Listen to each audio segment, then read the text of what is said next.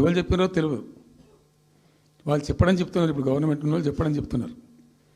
ఏంది మీరు 90 టీఎంసీలు పెట్టుకున్నారు, పాత గవర్నమెంట్ పంపించింది.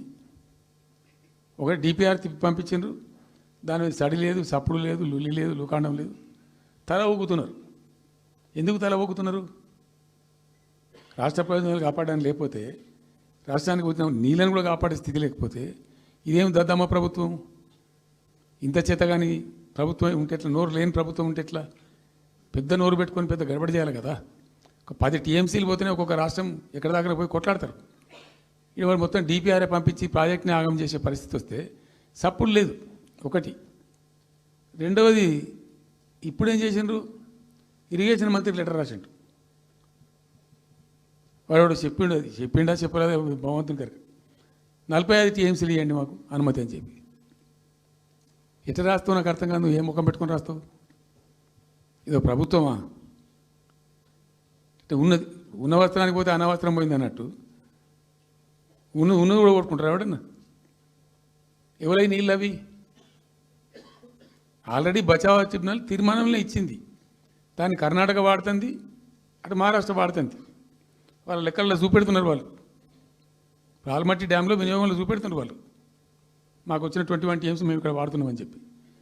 ఆ 2 ఎగువ రాష్ట్రాలు వాడుతుంటే ఇక్కడ వచ్చి మనకు వచ్చినటువంటిది బాజాప్తా, అది కూడా ట్రిబ్యునలే కదా. బచావత్ కూడా ట్రిబ్యునలే కదా. ఆ ట్రిబ్యునల్ తీర్పు ద్వారా వచ్చిన 45 టీఎంసీలు నువ్వు ఎందుకు ఆపుతున్నావు ఇప్పుడు? ఇది రాష్ట్ర ప్రభుత్వమా? అసలు ప్రభుత్వం ఉందా? నిద్రపోతున్నారా? ఇంతసేపు రియల్ ఎస్టేట్ దందా తప్ప ఇంకోటి లేదా? ఇల్టు భూములు ఎట్లా అమ్ముదాం, పల్టు భూములు ఎట్లా అమ్ముదాం, ఆ భూములు ఎట్లా దెబ్బ పెడదాం, ఇంకెంత కమిషన్ కొడదాం, ఇది తప్ప రాష్ట్ర ప్రయోజనాలు, నీళ్లు, రైతులు, మనుషులు లేరా? ప్రాజెక్టులు ఎందుకు 2 ఏళ్ళ నుంచి ₹1 పెట్టలే? ఎందుకు ఒక తట్టడి మట్టి తీయలే?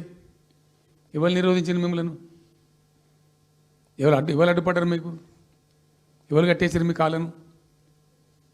అటు పైసా పనిచేయరు, నిష్క్రియాపరత్వంగా ఉంటారు. డిపిఆర్ పంపిస్తే సపోర్ట్ చేయరు. ఇలా చివరికి 45 టీఎంసీ అని రాస్తారు. అంటే ఏం కాబోతుంది? ఎవరో ఒత్తిడి ఉంది దీని వెనుక? ఏం కుట్ర దాగి ఉంది ఇది?